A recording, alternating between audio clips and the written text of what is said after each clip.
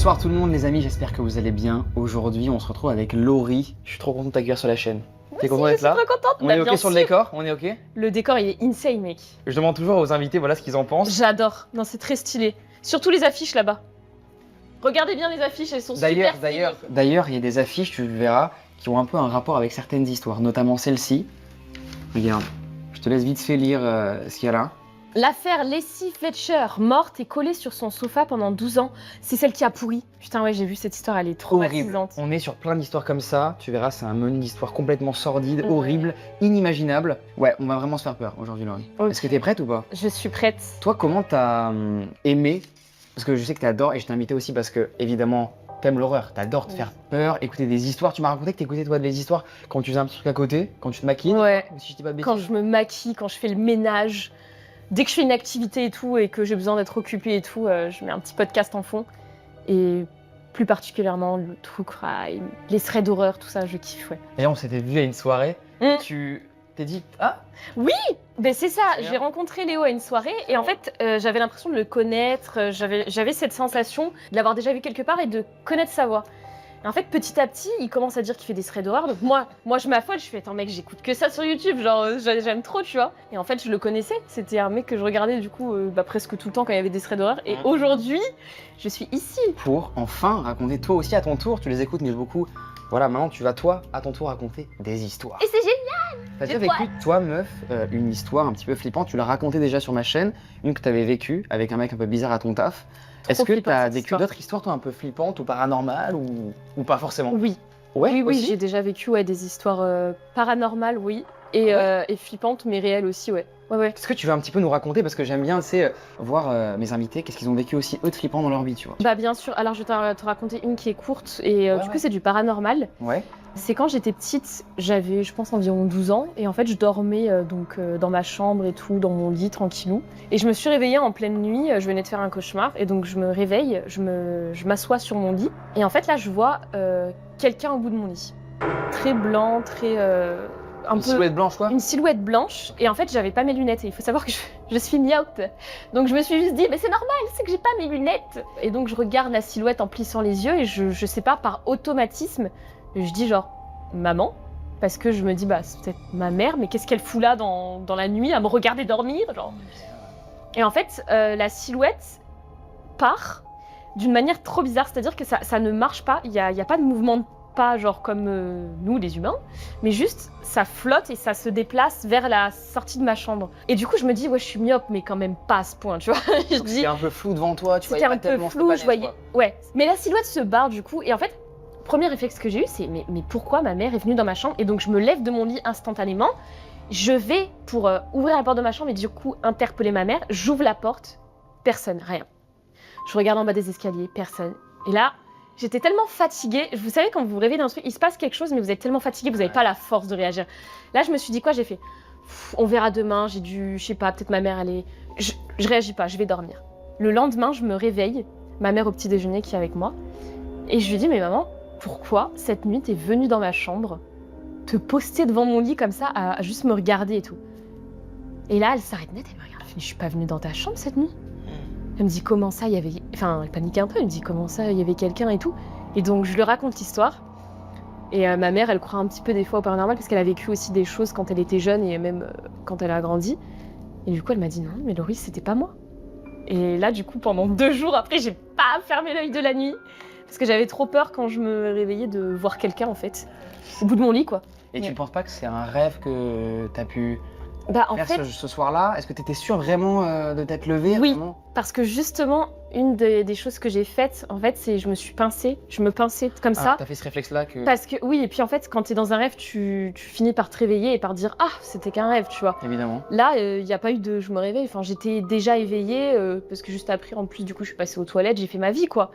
Parce que tu vois, si je dormais encore ou que je faisais une paralysie du sommeil, j'aurais pas pu me lever de mon lit, tu vois, parce que justement, t'es endormie, t'es dans les vapes, là, je me suis levée, donc je sais que j'étais éveillée. Après, est-ce que c'était une hallucination parce que je sortais d'un cauchemar? Tu vois, je sais pas. Est-ce que le contexte, cette pièce sombre, parce que j'imagine qu'il n'y avait pas trop de lumière, est-ce que t'as peut-être, tu vois, et c'est peut-être une hallucination, un effet de pareil de lit? Est-ce qu'il n'y avait pas, tu vois, un porte-manteau? Il y a beaucoup ce truc-là, c'est dans les Non, chambres. parce qu'en plus, non, ça avait vraiment une silhouette humaine. C'est ça la différence, c'est que c'était une silhouette blanche. C'est déplacé, quoi, aussi. Ça s'est déplacé, et puis surtout, ça avait l'air humain, et c'est pour ça d'ailleurs que j'ai cru que c'était ma maman au début, quoi, tu vois. Que je me suis dit, bah. Trop flippant, meuf. Ouais, Aujourd'hui, rien à voir du tout. On n'est pas sur des histoires paranormales.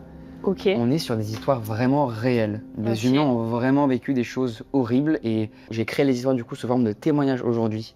Du coup, c'est comme si des personnes de la famille, de la police racontaient leurs histoires. Ok. On est du coup sur un menu et c'est ton thème du coup parce que tu m'as dit, du coup, je t'ai demandé en vocal sur WhatsApp, qu'est-ce que tu préférais en thème, c'était le paranormal, les histoires flippantes d'internet ou quoi. Toi, tu m'as dit que c'était les tueurs en série qui te faisaient le plus peur ou les meurtres, le true crime en général. Ouais. Et aujourd'hui, ben voilà, on va se raconter des petites histoires autour du true crime. Waouh, ok. Je vais te passer le petit menu. Ça va être difficile, mec, ça se trouve, parce que j'en connais tellement un rayon. C'est vrai que je pense On que va tu vas du voir. coup en connaître pas mal. Ouais, attends, après, peut-être pas, je vais peut-être être surprise, hein. Bon Laurie, du coup, comme je t'ai expliqué, moi en off évidemment le concept, mais je vais le réexpliquer aux gens parce que c'est important quand même pour les personnes qui découvrent le concept aujourd'hui. On a du coup un menu d'histoire, on a l'entrée, le plat et le dessert, comme un menu en fait que tu peux avoir au restaurant. Sauf que là, le menu est assez différent. Tu choisiras toi par exemple une histoire à l'entrée, une histoire à plat et une histoire au dessert. Tu vas lire du coup les petits titres des histoires et tu raconteras qui t'attire le plus. Waouh. Tout simplement. Est-ce que, genre, t'as noté l'entrée en mode tuerie sur son lit de mort? Genre, est-ce que t'as fait un truc comme ça, un genou? Nul. Beaucoup moins fun que toi. Bah, je pars. La porte, juste là-bas. Vas-y. À plus, Léo. Bye. Y a aucun problème. Bon, bah Laurie m'a abandonné, du coup j'en profite pour faire ma phase promo les amis. Merci beaucoup d'être autant à avoir rejoint la chaîne récemment. Récemment aussi, je voulais vous parler de cette petite nouveauté. Sur Instagram, j'ai créé un canal qui s'appelle Les Veilleurs. Et là-bas, j'y partage des anecdotes sur ma vie, des photos des tournages qu'on peut faire comme celui-ci, voilà les backstage, mais aussi, très cool ça, je partage vos histoires que vous m'avez envoyées sur l'adresse leo@d-influence.com. Vous êtes de plus en plus nombreux à m'envoyer des histoires sur cette adresse mail, que vous avez vécu de paranormal ou des rencontres bizarres. Et bien voilà, sur le canal Instagram, j'y partagerai régulièrement, toutes les semaines, vos histoires flippantes. Laurie, je t'invite à lire à la commu l'entrée que tu veux raconter. L'entrée que je veux raconter. Alors. Tu peux le lire à voix haute, hein, Laurie. Ah oui, Elle était vraiment. Elle était perso dans le truc, c'est fou. Tu peux lire aux gens parce que les gens, du coup, n'auront pas, du coup, ce que tu lis, quoi. Effectivement, alors je vous lis tout ça. Entrée. Petit 1. L'affaire de Lacey Fletcher. La femme retrouvée fondue dans le canapé. Ce qu'on a, du coup, vu juste avant avec les gens. Exactement. Mais cette histoire, je la connais déjà. Donc, Ça sera peut-être pas cette entrée-là. ok. Petit 2. L'affaire Sophie Lancaster. Le couple attaqué pour avoir osé être différent. Oh, ça me dit un truc, mais je sais pas si je connais. Petit 3, l'affaire Tatiana Lozano, l'adolescente trahie dans sa propre maison. Je pense que je vais choisir le petit 2 parce que c'est celle qui me parle le moins. L'affaire Sophie Lancaster, le couple attaqué pour avoir osé être différent. Laurie, voici. Let's go. Oh là Je là. t'en prie. Tu peux nous la raconter avec une voix un petit peu posée. Pas de calmement, problème. aux gens. Mettez-vous dans l'ambiance chez vous, vraiment. Installez-vous une petite bougie, prenez à manger. Quoique ça va peut-être pas trop conseillé parce qu'on va, je pense, vomir sur les histoires qu'on a là. C'est une ville comme il y en a beaucoup en Angleterre. Tranquille, un peu terne, où tout le monde se connaît de vue, ou presque. Je n'ai jamais connu Sophie Lancaster personnellement. Mais depuis ce jour-là, j'ai l'impression de la porter en moi, comme une blessure qu'on n'explique pas. Je me souviens très bien du moment où j'ai appris ce qui s'était passé. C'était à la fin du mois d'août, juste après le week-end férié. Il y avait eu une attaque dans Stubbilly Park, en pleine nuit. Un couple agressé, gravement. Lui était dans le coma, elle aussi. Au début, personne ne savait leur nom. Et puis les rumeurs ont couru, comme dans toutes les petites villes. Ils étaient goths, ils se faisaient remarquer, des jeunes les ont attaqués pour ça. Je me souviens m'être arrêtée net. Pas à cause de la violence, malheureusement ça arrive. Mais parce que cette fois, c'était juste à cause de leur apparence. Parce qu'ils étaient différents. Et dans cette ville, je savais ce que ça voulait dire. J'avais déjà vu des groupes de garçons crier après celles qui osaient s'habiller autrement. J'avais déjà vu des filles comme Sophie se faire insulter dans la rue, par des types qui ne supportaient pas ce qu'ils ne comprenaient pas. Mais je n'avais jamais pensé qu'ils iraient jusqu'à ça. Quand le nom de Sophie Lancaster est sorti dans les journaux, il a résonné comme un coup de tonnerre. Je ne la connaissais pas, mais je l'avais vue. Je m'en suis souvenue. Je l'avais déjà croisée en ville. Elle avait ce look gothique très affirmé, long manteau noir, bottes montantes, maquillage sombre autour des yeux. On la voyait venir de loin. Mais ce que je voyais surtout, c'était un calme. Elle n'avait pas peur. Et c'est ça qui a dû déranger. C'est ça qui a provoqué l'attaque. Pas un mot, pas un geste de trop. Juste le fait d'exister autrement. Ce soir du 11 août 2007, elle et son petit ami, Robert Maltby, étaient simplement allés se promener dans le parc. Il faisait encore chaud, il était près de minuit. Ils s'étaient assis dans l'herbe. Ils parlaient, ils riaient, puis un groupe de 5 adolescents les a repérés. Ils avaient bu, certains avaient fumé, et ils les ont attaqués sans raison valable. Robert a été frappé le premier.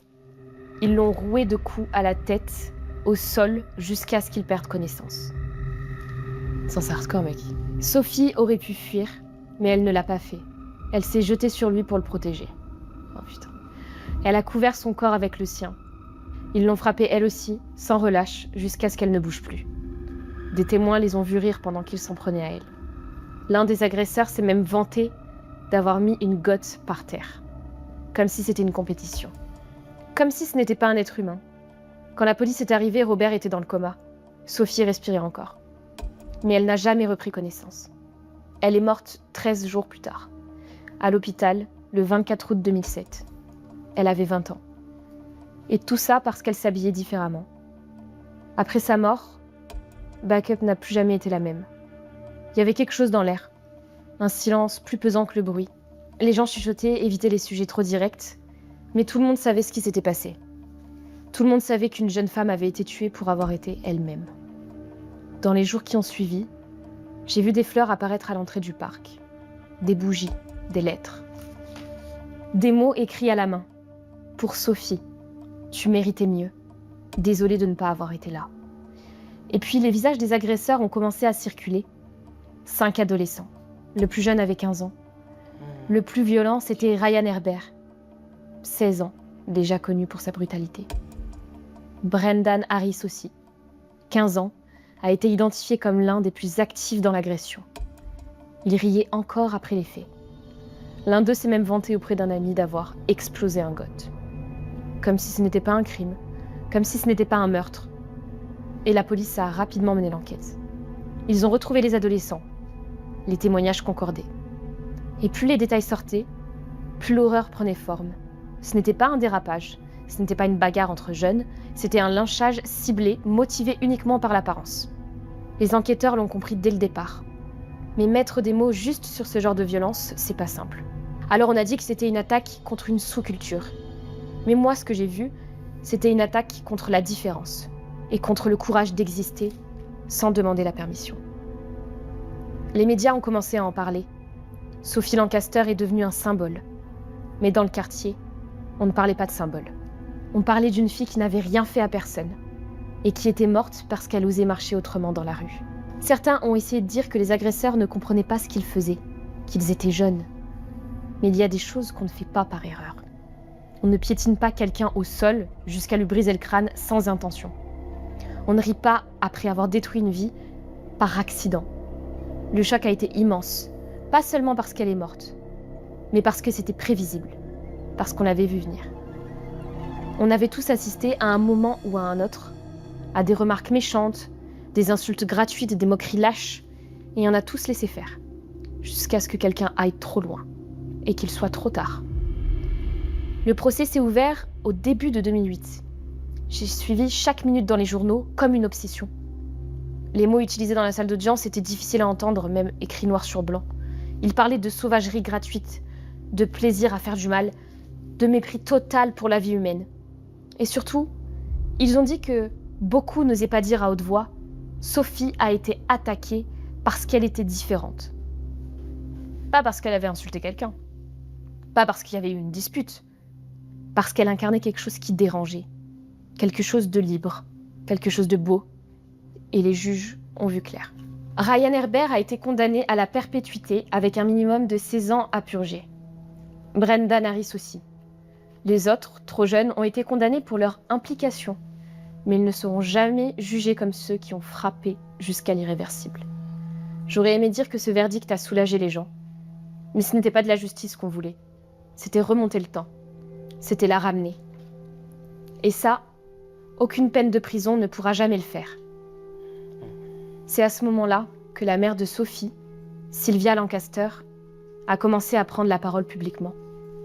Elle aurait pu se taire, sombrer dans le deuil, mais elle a choisi de se lever et de crier pour sa fille, ce que Sophie n'a jamais pu hurler ce soir-là. Sylvia a créé la Sophie Lancaster Foundation pour lutter contre la haine envers les sous-cultures, pour éduquer, pour prévenir. Pour que ce qui est arrivé à Sophie ne se reproduise plus jamais. Elle est allée dans des écoles, dans des prisons. Elle a parlé à des jeunes violents, à des profs, à des politiques. Et elle a dit simplement « Ma fille est morte parce qu'elle était différente. Et ça, c'est inacceptable. » Je l'ai vue à la télévision, les mains tremblantes, la voix ferme. Et je me suis dit que cette femme avait plus de courage que tout un système. Grâce à elle, le mot « intolérance » a changé de visage. Il est devenu celui d'une fille de 20 ans, allongée dans l'herbe, les bras autour de l'homme qu'elle aimait, battue à mort, pour avoir été elle-même. Aujourd'hui encore, chaque fois que je croise une personne qui s'habille autrement, qui marche autrement, qui vit hors des lignes, je pense à Sophie. Et je pense que si quelqu'un lui avait tendu la main plus tôt, peut-être que ce soir-là, tout aurait été différent. Peut-être que cette main tendue aurait été levée pour l'aider, pas pour la frapper. Peut-être qu'aujourd'hui, elle serait là, debout, fière, vêtue de noir, entourée de livres et de rêves. Mais elle n'est plus là. Elle est une absence dans nos rues, une mémoire gravée dans nos silences et une promesse dans nos regards. Plus jamais ça. Ça m'a foutu un coup, ce témoignage. Ouais. Moi, je suis un peu choquée qu'on puisse être tué parce qu'on est nous-mêmes. En fait, tu fais rien, tu existes, tu t'affirmes, t'as confiance en toi et on te tue pour ça. Mais tu vois, ça reflète un problème chez eux-mêmes, tu vois, parce que s'ils n'avaient pas de soucis avec leur... Un manque d'éducation aussi beaucoup, je pense aussi que ça passe par bien là. sûr.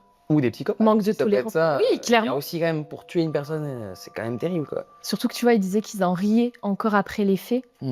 Et ouais, et pour moi, pour en arriver jusque-là, il faut être un psychopathe et il faut avoir un manque de tolérance, mais énorme. Ouais, ça m'a retourné. Ça m'a retourné le beat, ça a tué le mood de la vidéo directement. Ouais. C'est une entrée de base. On est censé être à une entrée, à une histoire vraiment assez chill, pas tellement. Pas tellement chill là, du coup, hein. Purée. Je te propose qu'on passe à mon entrée du coup maintenant, Laurie. Et bah c'est parti, je suis prête à t'écouter. J'ai hâte. Je vais voir ce que je vais choisir, je sais pas trop ce que je vais choisir comme entrée parce qu'aucune m'attire, honnêtement, parce qu'elles sont toutes horribles les histoires. Moi je partirais, je pense, sur l'affaire Tatiana Lozano.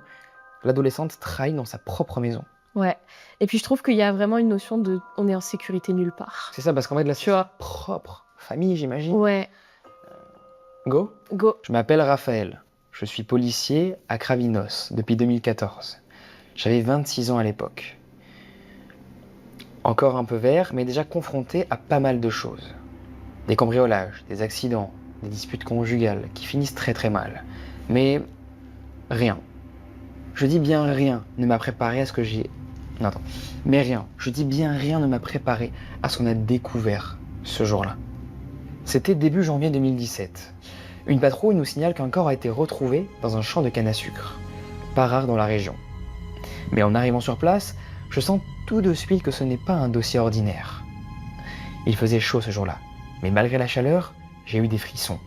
Le corps était calciné, à peine identifiable. Juste un amas noirci fondu avec le sol. Les jambes repliées, le torse encore partiellement visible. Pas de papier, pas de vêtements reconnaissables. On a appelé alors les pompiers, la police technique et même le médecin légiste. Et pendant qu'il faisait les relevés, quelque chose me tordait l'estomac. L'odeur. Je l'ai encore en moi aujourd'hui, dites-vous. Elle est revenue dans mes narines pendant des semaines. Le feu n'avait pas tout brûlé, mais assez pour montrer que quelqu'un voulait faire disparaître ce corps. Et plutôt vite. 3 jours plus tard, grâce à l'ADN, on apprend que c'est Itaberli Lozano, une adolescente de 17 ans, portée disparue depuis quelques jours. Et là, la réalité devient un cauchemar. La mère, Tatiana Lozano Pereira, signale elle-même la disparition. Elle dit qu'Itaberli s'est enfuie après une dispute. Mais elle parle trop. Beaucoup trop vite. Pas comme une mère inquiète. Comme quelqu'un qui a révisé une version. La grand-mère d'Ita Berli dit que la jeune fille avait quitté la maison pour fuir les conflits avec sa mère. Elle avait trouvé refuge chez elle pendant quelques jours. Et puis un soir, Tatiana l'a appelée pour qu'elle revienne. Elle disait que tout allait s'arranger, que la maison était calme. La gamine est revenue. Elle a cru à ce mensonge. Et nous, on a reconstitué la suite. Dans la nuit du 29 décembre, Tatiana l'a tuée. Avec l'aide d'Alex Pereira, le beau-père. Plusieurs coups de couteau. Et ensuite, ils ont mis le corps dans la voiture. Roulé quelques kilomètres, et ils ont fini par mettre le feu. On pense que ça s'est terminé là. Mais non. Ce qui m'a le plus secoué, c'est leur calme en garde à vue. Ni larmes, ni panique. Juste un discours froid, presque clinique. Elle ne voulait pas manger. Elle devenait ingérable. Tatiana a fini par tout avouer, mais sans honte. Comme si elle avait réglé un problème. Comme si elle avait sorti les poubelles. Le jour où elle a tout avoué, l'ambiance dans le poste est devenue glaciale. Vous l'imaginez. Même les collègues les plus durs avaient la mâchoire serrée. Personne ne faisait de blagues. Personne ne parlait même trop fort. On a écouté Tatiana Lozano raconter ce qu'elle avait fait comme si elle parlait de réparer une fuite. Elle me provoquait, disait-elle. Elle refusait de m'écouter. Et puis cette phrase, que je n'oublierai jamais. C'est mieux comme ça. C'est là que j'ai compris que certaines personnes ne méritent plus qu'on les appelle parents. Elle a raconté qu'elle avait pris un couteau de cuisine, qu'Ita Berli était dans sa chambre. Il y a eu une dispute, et dans l'élan, elle avait frappé. Mais ce n'était pas un élan, ce n'était pas une pulsion. Elle avait fait venir exprès. Elle l'avait entendu. Elle n'était pas seule. Alex Pereira était là, et lui aussi a parlé. Un type fade, sans regard. Il disait qu'il n'avait pas voulu, qu'il avait eu peur. Mais il a quand même aidé à déplacer le corps. Il a assisté à toute la scène. Quand on l'a confronté aux preuves, il a même baissé les yeux. Il n'a pas nié. Il n'a pas non plus regretté. Juste rien. L'enquête technique a confirmé ce qu'on redoutait. Le corps présentait au moins 9 blessures au couteau. Toutes dans le haut du corps. Toutes précises. Pas des gestes de panique. Pas une lutte. Des coups décidés. Et après ça, ils ont roulé jusqu'à un terrain vague, dans une zone isolée, loin de la route. Ils ont aspergé le corps avec un liquide inflammable et ils ont mis le feu. Tatiana a dit qu'elle voulait empêcher qu'on la reconnaisse. Horrible. À vomir le truc. Puis quand tu dis que c'est prémédité, c'est encore pire, je trouve. Mais même dans le feu, les vérités finissent par parler. Quand le résultat ADN est arrivé, j'ai vu un collègue, pourtant plus vieux que moi, fondre en larmes dans la salle du fond. On ne pleure pas souvent chez nous, mais cette fois c'était trop. Ita Berli Lozano avait 17 ans. Elle était élève en terminale. Elle s'identifiait comme homosexuelle. Elle voulait faire des études. Et elle est morte dans sa propre chambre, tuée par celle qui l'avait mise au monde. Je n'ai pas de mots pour ça. Et pourtant, je suis flic. C'est censé être mon boulot. Mettre des mots, construire un dossier, livrer la vérité au juge. Mais là, même les mots ne suffisent plus. Le jour du procès, la salle d'audience était pleine. Pas de cris, pas de manifestations, juste une tension qui serrait la gorge à tout le monde. Les gens de la ville étaient là. Certains connaissent la famille même. D'autres, comme moi, étaient venus pour comprendre comment un tel cauchemar avait pu exister, si près de chez nous, sous nos yeux. Tatiana est rentrée menottée, le regard droit. Aucun remords dans les yeux, aucune larme, rien. Alex la suivait tête baissée, presque absent. Je me souviens m'être dit « C'est ça les visages du mal ?» Mais ce n'était pas du mal pur, c'était pire, de l'indifférence. L'audience a duré plusieurs jours. Le témoignage de la grand-mère d'Ita Berli m'a fendu le cœur. Elle disait que la petite avait peur de rentrer chez elle, qu'elle sentait que quelque chose allait lui arriver. Mais elle avait encore de l'espoir. Elle pensait que sa mère allait s'adoucir. Elle voulait y croire. Et c'est cette confiance-là qu'on lui a volée. Elle n'a pas seulement été tuée, elle a été aussi trahie. Quand la sentence est tombée, une partie de la salle a soupiré. 25 ans et 8 mois pour Tatiana, 21 ans et 8 mois pour Alex. Certains ont dit que ce n'était pas assez, que ça ne ramènerait jamais Ita Berli. Et en soi c'est vrai. Mais pour moi, ce n'est plus une question de peine, c'est une question de cicatrice. Cette affaire, elle m'a vraiment marqué. Et depuis ce jour, je ne regarde plus les gens comme avant. Quand je croise un ado dans la rue, je me demande ce qu'il vit à la maison. quand je vois une mère crier sur son enfant, je tends un peu plus l'oreille. Pas parce que je suis devenu parano, pas du tout, parce que je sais maintenant ce que certaines façades cachent. Un sourire, une maison propre, une voiture bien rangée dans l'allée. Et derrière, il peut y avoir le silence, la peur, la colère rentrée, et parfois la mort. Je pense à Ita Berli, pas comme une victime, comme une gamine qui n'a pas eu le droit de devenir adulte, une fille qui voulait vivre librement. Mais malheureusement qui n'a jamais eu le droit d'être aimée sans condition. Et je pense aussi à toutes celles et ceux comme elle, encore vivants, encore enfermés, encore invisibles. Je ne peux pas tous les sauver, mais je ne peux plus me taire. Et ça, je le dois à elle. Waouh. C'est la fin de l'histoire. Oh, purée, mec. Ça me choque parce qu'en fait, faut se dire qu'elle a été tuée par les gens en qui elle devait avoir une totale confiance, tu vois. La famille, c'est vraiment le truc le plus précieux en fait. La C'est famille, dans ta ouais, vie, c'est quoi. censé être ça, c'est censé être ta safe place et tout. Et malheureusement, pour beaucoup de gens, c'est pas le cas. C'est ça. Beaucoup de gens, en fait, c'est justement, c'est l'enfer, en fait, leur famille. Il y a beaucoup de personnes, tu les vois à l'école ou au lycée, tu te dis ils sont hyper heureux dans leur vie et tout. Et en fait, peut-être qu'à la maison, ils vivent un truc C'est vraiment horrible comme dans l'histoire il précise. C'est clair. On sait jamais, en fait, ce qui se passe chez les gens quand ils rentrent chez eux, et c'est ça qui est inquiétant. C'est ça qui est le plus inquiétant dans C'est- l'histoire. C'est ce qui m'a fait vraiment le plus peur honnêtement. Et Ouais. évidemment aussi avec tous les détails sordides que l'affaire nous dévoile, quoi. Et puis c'est terrible parce on entend dans l'histoire qu'elle sentait que ça allait se passer. Elle disait qu'elle voulait pas rentrer chez elle, qu'elle avait peur. Et c'est comme si, en fait... Même sa au grand-mère fond, aussi. Hein. C'est ça. Ouais. Ouais, la grand-mère, elle doit être détruite, quoi. Ça Ça- pose l'ambiance. Ça pose l'ambiance et dis-toi qu'après on est sur des trucs encore plus horribles, quoi. Ah, waouh. T'es Ok, prête? je Je suis te passe le prête. menu ou pas? Je veux bien que tu me passes le menu. Allez, ça se fait. Donc, les plats, maintenant. Ouais, là, on passe à des... Tu le verras, je te dis pas plus de choses. Vas-y. N'hésite pas à nous lire les plats aux gens. Bien sûr que je vais Donc- vous lire les plats. Et dans les commentaires, évidemment, les amis, n'hésitez pas à nous dire ce que vous pensez des histoires, si vous avez des avis, des commentaires à faire sur les histoires. Et bah c'est Je parti. t'en prie, Laurie. Alors, pour les plats. Plat numéro 4. L'affaire Brian Coey. Il cachait quelque chose d'horrible dans sa salle de bain. Petit 5. L'affaire Tyler Hadley. La fête qui cachait un terrible secret. Petit 6. L'affaire Jonathan Coulomb. L'enfant retrouvé dans un lieu où personne n'aurait dû aller. Je les trouve vraiment tout intrigantes.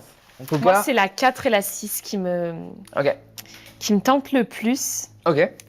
Il cachait quelque chose d'horrible dans sa salle de bain, ou l'enfant retrouvé dans un lieu où personne n'aurait dû aller. Dans les commentaires, vous aurez choisi quoi, vous? Ouais, grave. Je pense que je vais faire l'affaire Jonathan Coulomb, l'enfant La 6e? retrouvé. Ouais, la 6e histoire du coup. Quand on parle d'enfants, souvent, moi, c'est ce qui me terrifie le plus. Ouais, c'est pour ça que je me suis dit, ça a l'air d'être vraiment l'histoire la plus. C'est souvent les histoires en rapport avec les enfants. Je sais que sur YouTube, c'est ce qui fait le plus peur aux gens. Bah, parce C'est que souvent ce qui est le plus horrible. Comment tu peux t'attaquer à un enfant, quoi? c'est ça. C'est le plus C'est le atroce. plus terrible. Ouais, exactement. Allez, je te passe ça. Allez. Alors.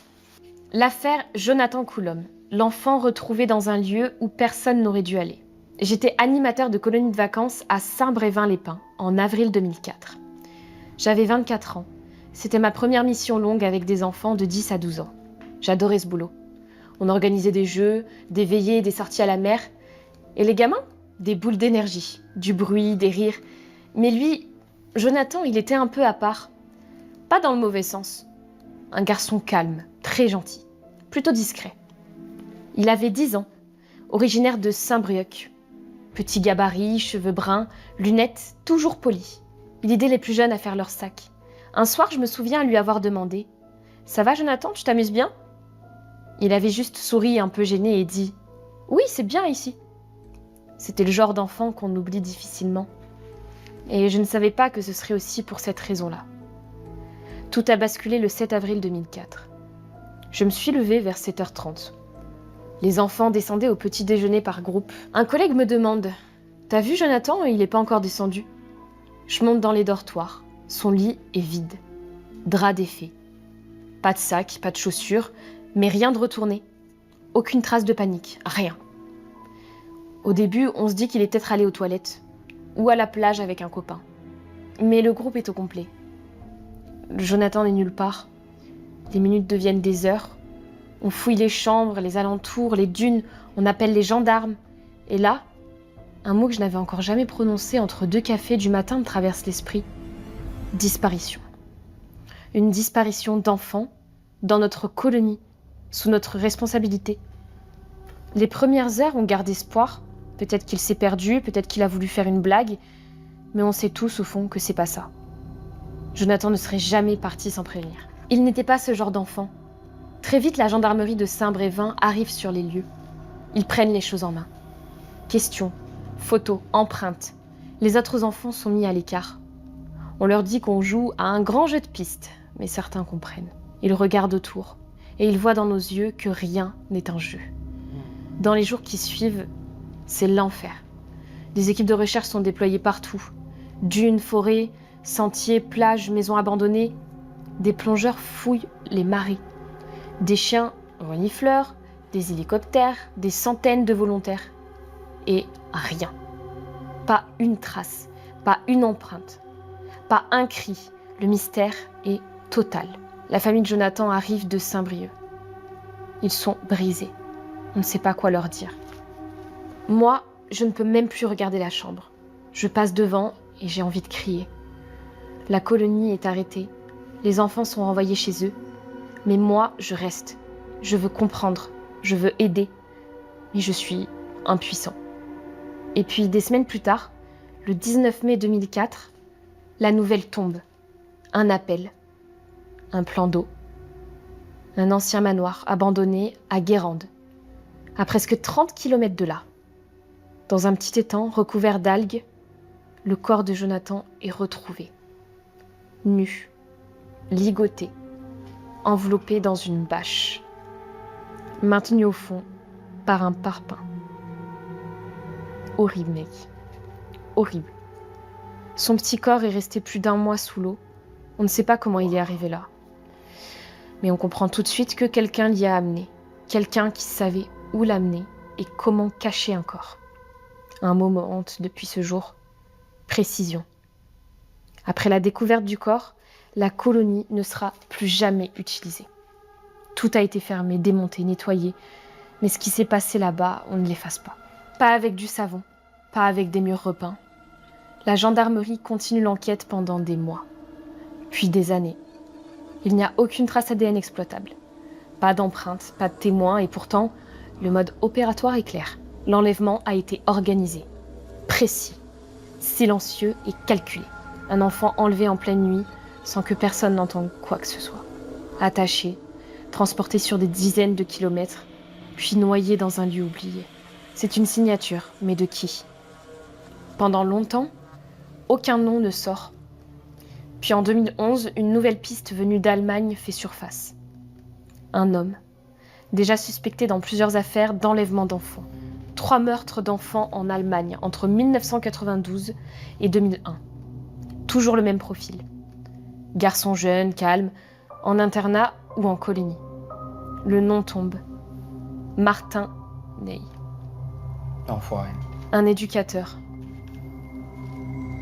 Déjà suspecté dans plusieurs affaires d'enlèvement d'enfants, le nom Il tombe. aurait disparu. Martin Ney, un éducateur. Bah évidemment, c'était sûr que c'était un gars de... Putain, je suis du fou. camp.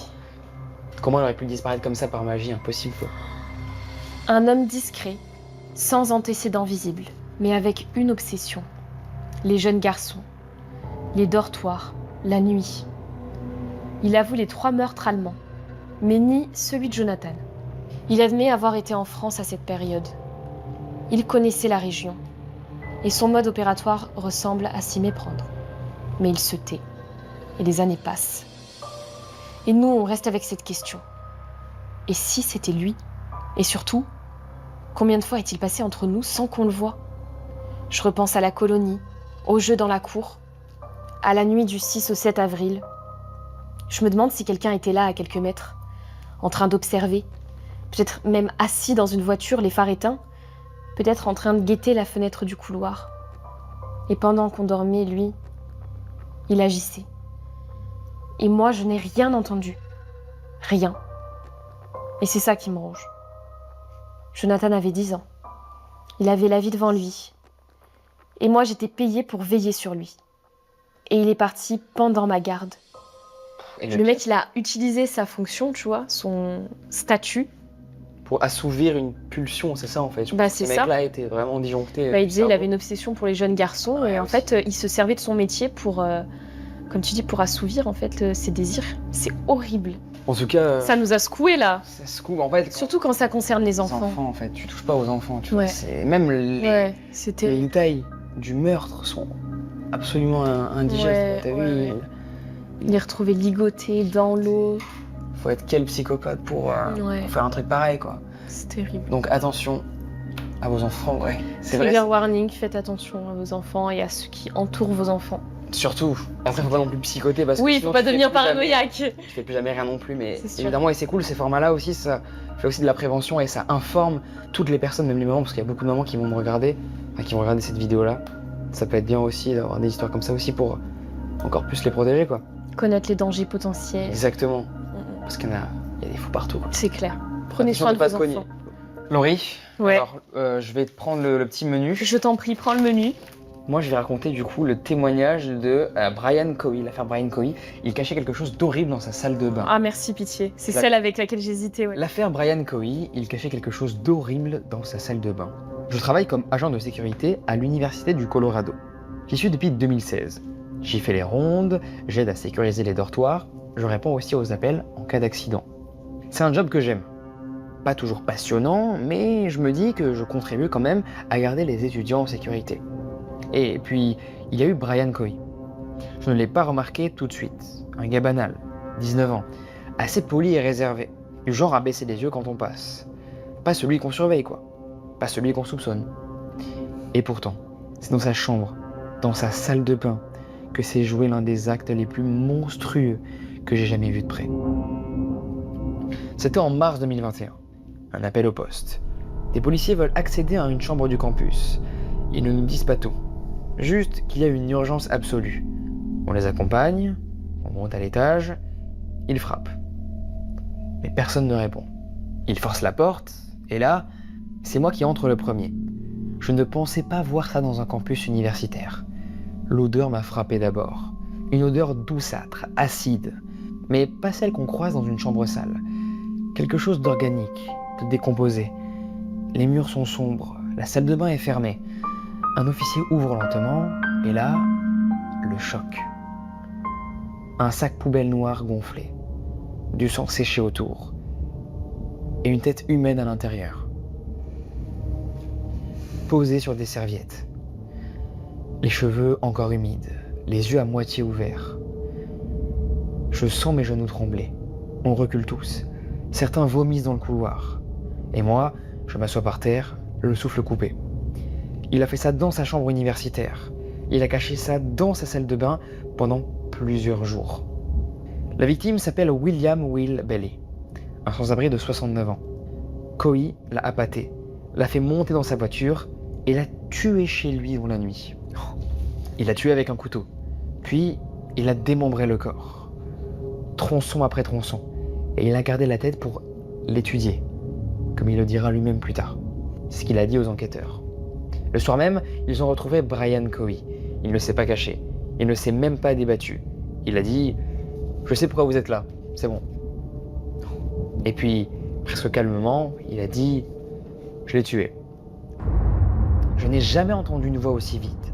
Pas de panique, pas de peur, juste une platitude glaçante. Comme s'il disait j'ai oublié mes clés ou j'ai raté un examen. Mais ce n'était pas un oubli, c'était un acte planifié. Il a tout raconté. Comment il avait rencontré William Bailey, comment il avait prémédité le meurtre en choisissant quelqu'un de facile à éliminer. Un homme sans famille, sans domicile. Personne pour le rechercher. Personne pour poser de questions. Il l'a ramené chez lui. Il l'a attaqué pendant qu'il dormait. Il l'a étouffé avec un oreiller, puis égorgé avec un couteau de chasse. Et ensuite, il allait se coucher. Oui, il a dormi dans la même chambre que le corps, pendant une nuit entière. Et le lendemain matin, il a commencé à le découper. Bras, jambes, torse, et enfin, la tête. Il a jeté le reste dans un conteneur dans une zone industrielle. Mais il a gardé la tête, en revanche. Il voulait observer les structures internes, a-t-il dit. Il voulait comprendre la biologie du cerveau humain. C'est l'inspecteur en charge qui me les a rapportés plus tard. Il m'a dit que Brian Cowie parlait de tout ça avec un calme inhumain. Comme un étudiant qui récite un exposé. Pas une larme, pas un moment d'hésitation, juste des faits classés, nets et froids. Et ce qui m'a le plus retourné, c'est qu'il avait tenu un journal. Un carnet noir, retrouvé dans sa chambre.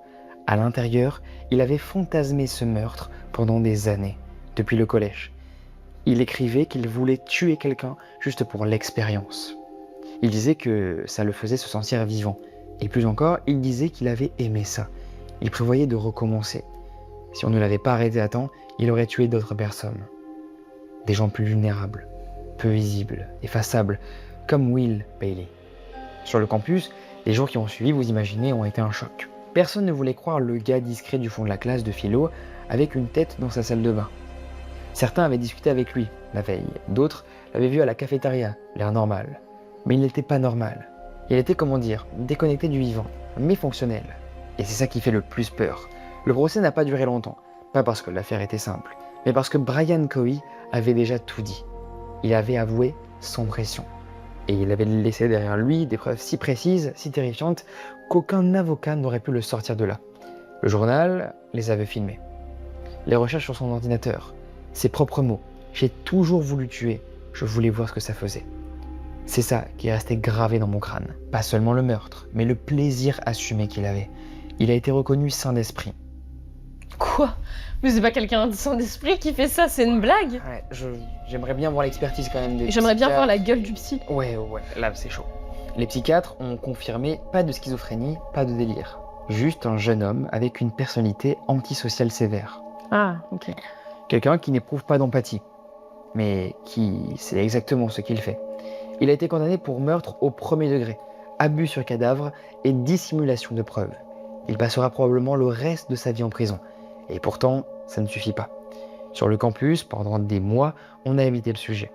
Personne ne voulait dire son nom, et certains professeurs même ont quitté l'université pour ça.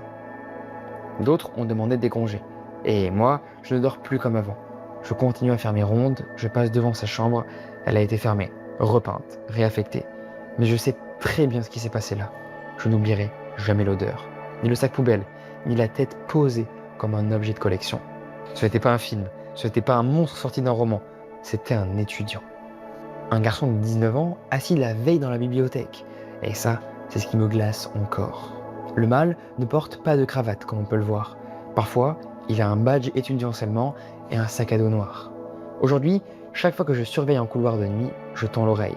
Je regarde différemment, pas pour accuser, mais pour ne plus jamais me faire surprendre par l'horreur dans la salle de bain d'un gamin en apparence ordinaire. C'est clair. Putain. Ce que je trouve horrible dans l'affaire, Wow. c'est vraiment d'avoir profité d'une personne vulnérable, comme une personne, tu vois, qui voulait de l'aide, comme un sans-abri, et avoir fait des choses horribles avec ça, quoi. Ouais. Avec cette personne qui n'avait rien demandé, qui voulait juste de l'aide. Bah, si ça se trouve, en plus, il s'est dit, ça y est, c'est ma porte de sortie, on m'apporte enfin de l'aide, je vais pouvoir dormir dans un lit. Et là, il se fait juste tuer, quoi. C'est horrible, on met fin à ses jours, alors qu'il avait sûrement une lueur d'espoir, le mec. Le pire, c'est qu'il voulait encore le faire à d'autres gens. Ouais, Pas- ça c'est terrible. Donc heureusement qu'il a été arrêté à temps. hein. Oh, waouh. Laurie, on passe au prochain... Ah non, du coup, on passe au dessert maintenant, on passe à la partie dessert. On passe au Donc, la dessert. partie là, ouais, aussi encore très sombre, la plus sombre de la vidéo. Je retiens pour les prochains épisodes, le true crime comme ça te met un coup après, quoi. Ah, c'est dark, ouais. Ouais. Putain. Dessert. 7. L'affaire Shania Davis, la fillette livrée à l'horreur sous les yeux de tous. 8. L'affaire Lawrence Bittaker et Roy Norris, le duo qui sillonnait les routes dans leur van de la mort. 9. L'affaire Marcel S. Il a posté une vidéo que personne n'oubliera jamais. Je pense que l'affaire Shania, je la connais déjà. Ok, Mais par contre, l'affaire Lawrence Bittaker et Roy Norris, je ne la connais pas. allez. Donc un duo de... Ouais, de je vais mecs choisir horribles. celle-là. Ouais, Allez, ça marche. je vais choisir celle-ci. L'affaire Lawrence Bittaker et Roy Norris, le duo qui sillonnait les routes dans leur van de la mort.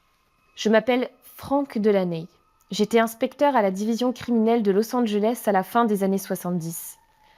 J'ai vu des choses sombres, des scènes qu'on n'oublie pas même après 30 ans de service. Mais l'affaire Beetaker et Norris, c'est celle qui m'a poursuivie dans mes cauchemars. Pas seulement à cause de ce qu'ils ont fait, mais à cause de la manière et de l'absence totale de remords. Tout a commencé avec des jeunes filles disparues. Au début, rien qui ne sorte de l'ordinaire. Des fugues, pensait-on. Des adolescentes entre 13 et 18 ans, vues pour la dernière fois sur des routes secondaires, près de la plage ou de parkings de centres commerciaux. Pas de scène de crime. Pas de corps. Juste des familles qui attendaient un appel qui ne venait jamais. Puis, on a eu un témoignage. Une survivante, Jackie Guillaume et Léa Lampe, avaient disparu depuis 1 mois. Personne n'avait de piste. Mais un jour, une jeune fille est venue nous voir. Elle disait avoir été enlevée, séquestrée et relâchée. Elle parlait d'un van gris. D'un homme plus âgé au regard vide, accompagné d'un autre plus bavard, et elle parlait de cris. Pas les siens, ceux d'une autre fille, qu'elle n'a jamais vue, mais qu'elle a entendu hurler pendant des heures. Elle parlait de cassettes audio, de photos, de violences inimaginables. À ce moment-là, on a su qu'on n'était plus face à de simples disparitions, mais face à 2 prédateurs qui chassaient. Et leur terrain de chasse, c'était l'autoroute de la Californie, dans leur van surnommée Murder Mac. Ils avaient reconstruit une cellule mobile de torture. Et chaque fois qu'ils partaient en virée, ils ramenaient une proie. Je ne savais pas encore que ce qu'on allait découvrir allait nous hanter pour le reste de notre vie. C'est Roy Norris qu'on a eu en premier. Un type banal, invisible dans la foule. Mais quand on l'a fait s'asseoir, il a craqué plus vite qu'on ne le pensait. Il n'a pas nié, il n'a pas hésité, il a commencé à parler. Et il n'a plus jamais arrêté. Il nous a donné les noms, les dates, les lieux et surtout les détails. Comment il faisait semblant d'être aimable. Comment il attirait les filles avec une promesse de cigarette, de transport ou juste un sourire. Et ensuite, comment elle montait dans ce van, sans savoir qu'elle n'en redescendrait jamais. Beetaker conduisait, Norris restait à l'arrière avec une boisson, de la musique, et quand la porte se refermait, le piège était verrouillé. Norris a décrit les cris, les cordes, les pinces, les cris étouffés par le métal et le plus terrible, les enregistrements.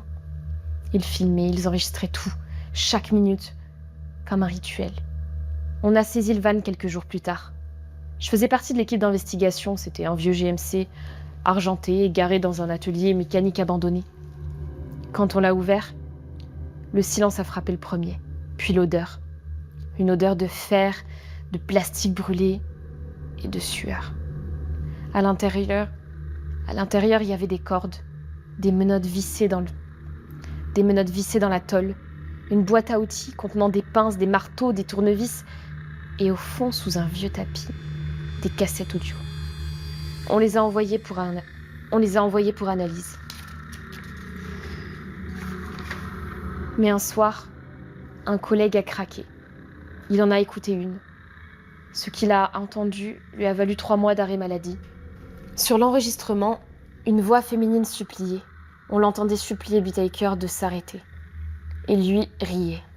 Il disait « Crie autant que tu veux, je veux en garder une trace. » C'est là que j'ai compris qu'on ne traitait pas avec des tueurs ordinaires, mais avec des êtres qui s'étaient organisés pour créer l'enfer. Le procès a duré plusieurs mois. On avait assez de preuves pour remplir une pièce entière. Mais on n'avait pas tous les corps. Certaines familles n'ont jamais pu enterrer leurs filles. Leurs noms sont restés sur les rapports comme des lignes vides. Mais nous, on savait qu'elles existaient. On les avait entendues dans les cris. On les avait vues dans les carnets de Beetaker, où il dessinait les visages des filles comme des trophées. Roy Norris a passé un accord. Il a échappé à la peine de mort, condamné à 15 ans à perpétuité. Il est mort en prison en 2020. Quant à Beetaker, il n'a jamais montré le moindre remords. Il s'est présenté au tribunal comme s'il allait à un entretien d'embauche. Souriant, fier, parfois même moqueur. On lui a fait écouter un extrait des cassettes. Il est resté de marbre. Et c'est ce silence, ce calme qui m'a le plus glacé. En 1981, il a été condamné à mort. Mais la peine n'a jamais été exécutée. Il est mort de cause naturelle en 2019 dans le couloir de la mort à Saint-Quentin. Il est resté 40 ans vivant. là où ses victimes ont à peine eu le temps d'être adolescentes. Et moi, pendant ces années, je me suis éveillée plusieurs fois en sursaut la nuit, en entendant des cris que je n'ai jamais entendus en vrai, mais que mon esprit a fabriqués à force de lire les procès-verbaux. Je n'ai jamais oublié les noms de Andrea Hall, Jackie Gilliam, Léa Lamp, Shirley Ledford. Des filles qui rêvaient de concerts, d'université, d'amitié, et qui sont montées dans le mauvais van.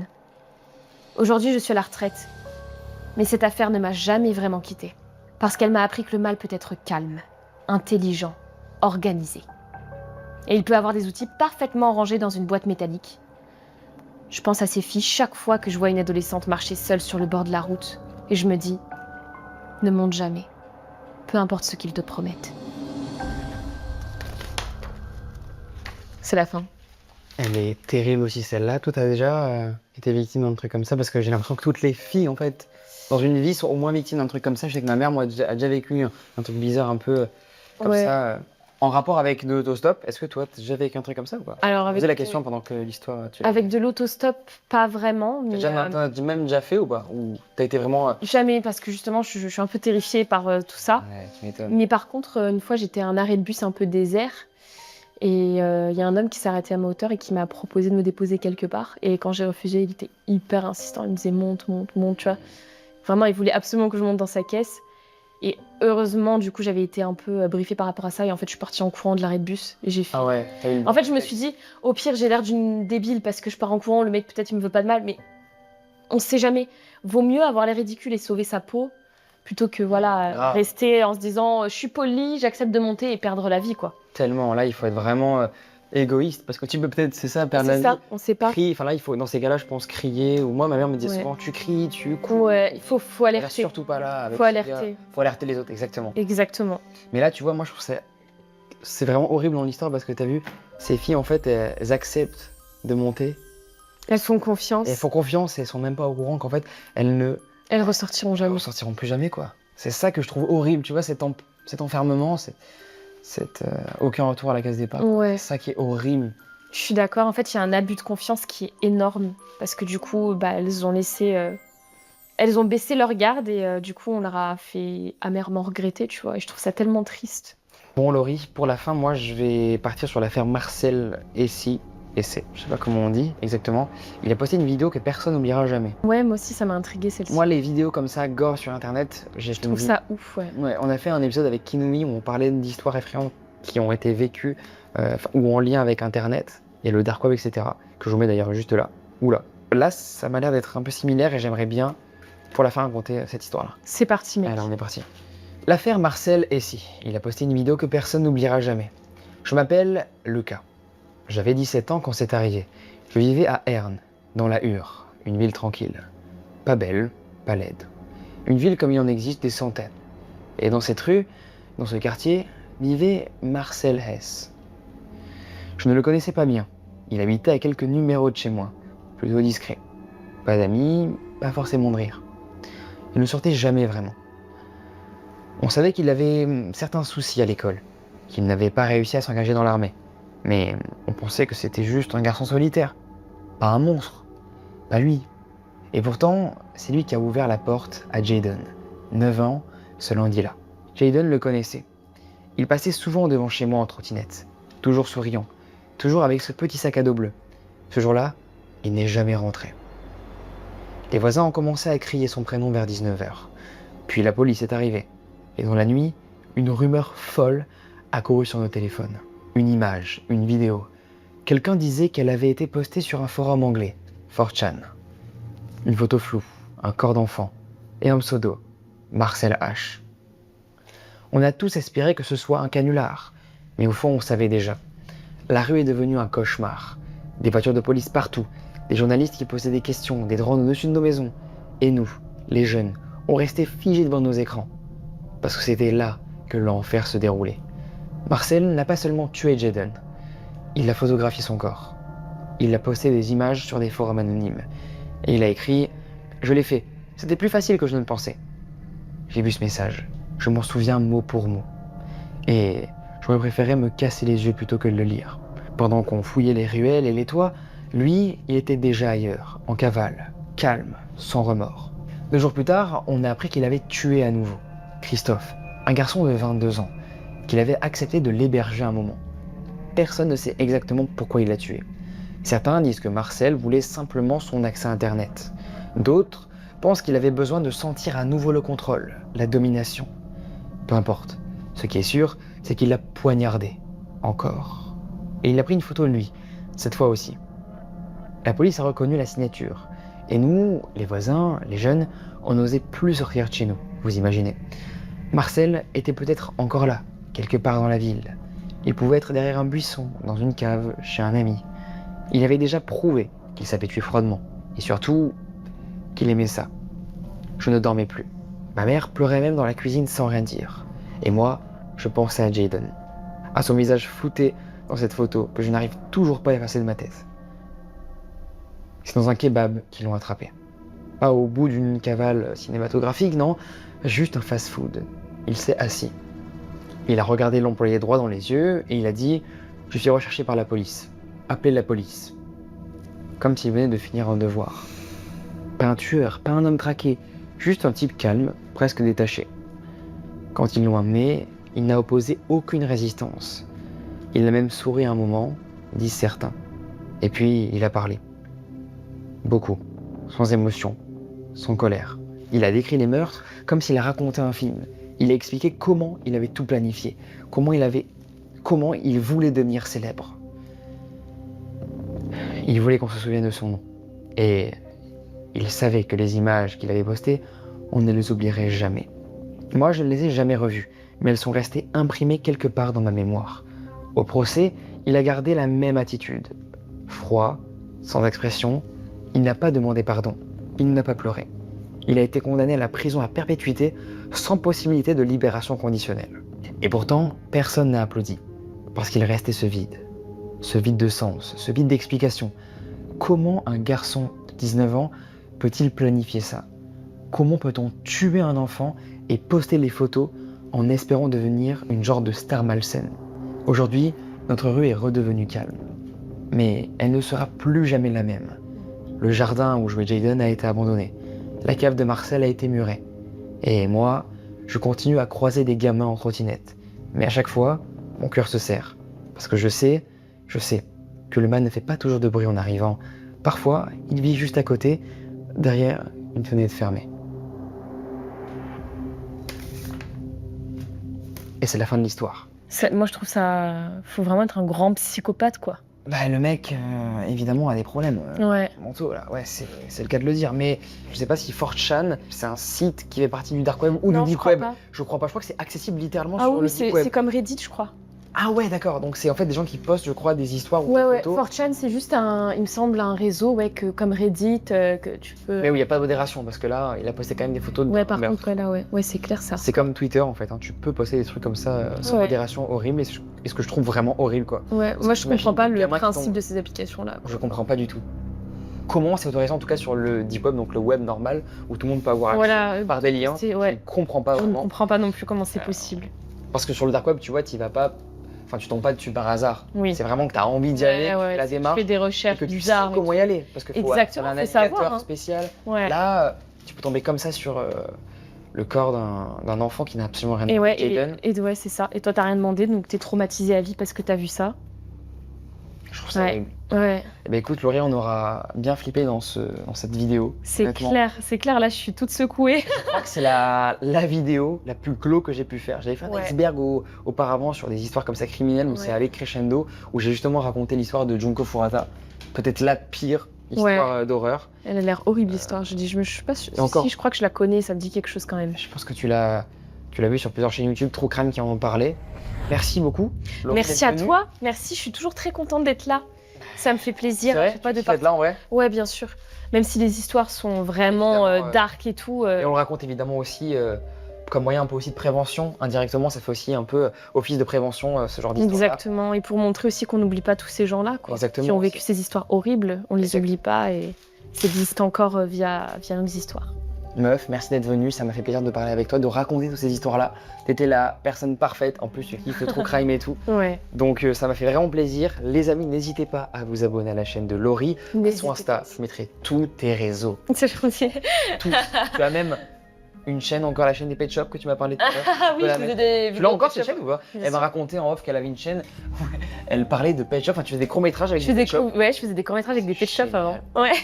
T'as encore cette chaîne ou pas? Elle existe encore. Allez vous abonner à sa chaîne aussi. T'as encore les mots de passe de cette chaîne ou pas? Ouais, j'ai tout. C'est génial. Elle existe encore. Elle a combien d'abonnés cette chaîne? 20 000. Putain. C'est Non, c'est monter insane. ça les gars. C'est ça. Faudrait qu'il y ait le trophée des 100 000 pour cette chaîne Pet Shop. Ce serait Putain, génial. ça serait ouf. Ce serait excellent. C'est clair. Les Grave. amis, merci d'avoir suivi cette vidéo. N'hésitez pas évidemment à rejoindre le Spotify que je mettrai en description. C'est moi aussi pour que vous découvrez vos histoires que je partage sur le canal Les Veilleurs. Abonnez-vous à la chaîne de Laurie. Merci encore d'être venu. Abonnez-vous à Léo aussi. Voilà. C'est super ce qu'il fait. Merci beaucoup à toi Laurie. Je te serre la main de manière amicale. On peut se dire au revoir. Et on Merci se dit au revoir. d'avoir vu ça. Merci. Et bon courage après ça pour dormir. Bisous tout le monde.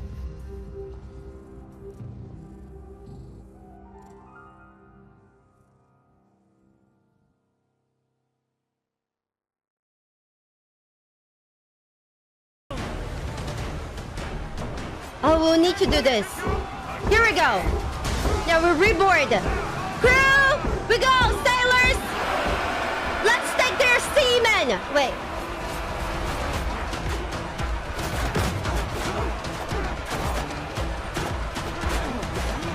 We go. Oh shit. Here we go.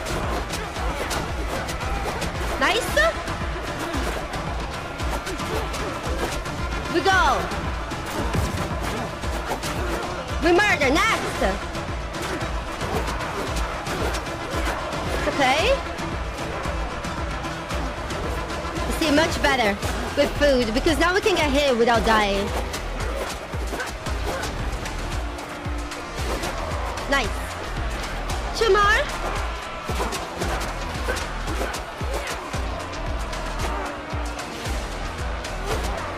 Oh gosh. It's okay. Here we go. Oh god, there's so many of them. We just need to kill two more.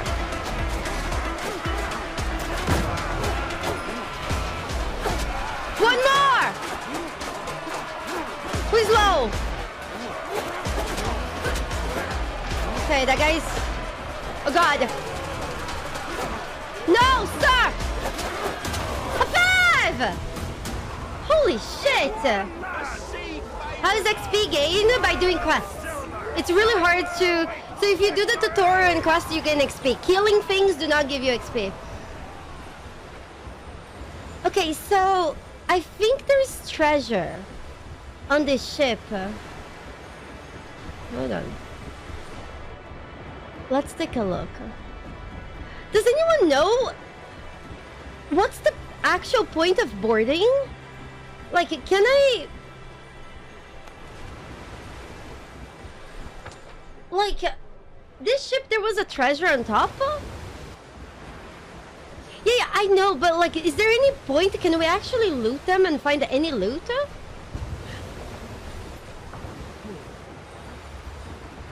Oh, we get more insignia. Oh. Yours, Captain. Okay, we go.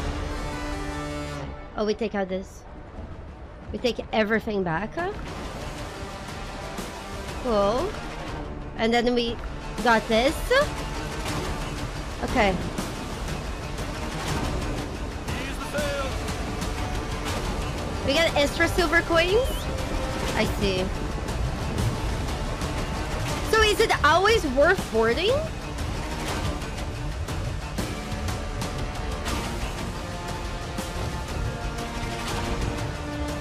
Yeah, we can't take their ship. The ship goes.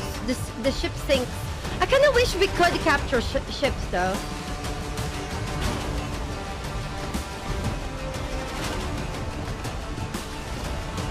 Oh god. We turn. We board.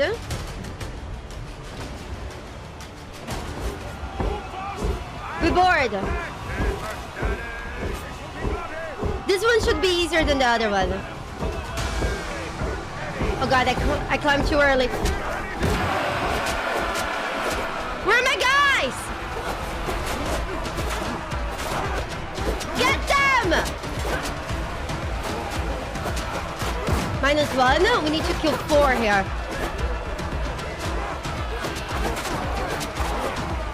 2.